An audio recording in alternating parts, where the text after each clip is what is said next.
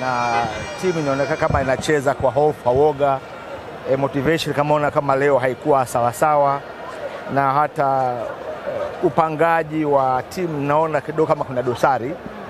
Sasa sababu mwalimu ni mpya, kwa hiyo nadhani hiyo ni kwa upande wangu mimi.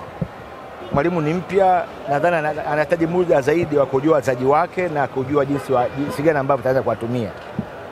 Sawa. Nini ambacho mnaweza kukifanya kwa muda huu mfupi, kwa sababu at least kuna break ya AFCON hapo, timu inaweza ikarudi ikajipanga vizuri kwa ajili ya mechi ambazo zinafuata. Ukitoa mechi hii ya Mali. No, hii ni eneo la ufundi zaidi, kwa sababu wachezaji ni hawa, hatuna muda ya kusema utasajili, wachezaji ni hawa.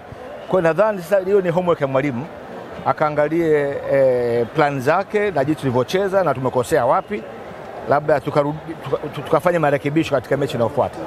Lakini si upo ndani, mimi si kwamba taarifa za kocha anahitaji watu, na Desemba hapo tunajua kama kawaida kuna dirisha la kuweza kupata hata wachezaji wawili watatu kwenye dirisha dogo. Hapana, mimi si katika level. Mimi level yangu ni ya ushauri tu. Kwa kiufundi naweza na platform ya kushauri, nitashauri.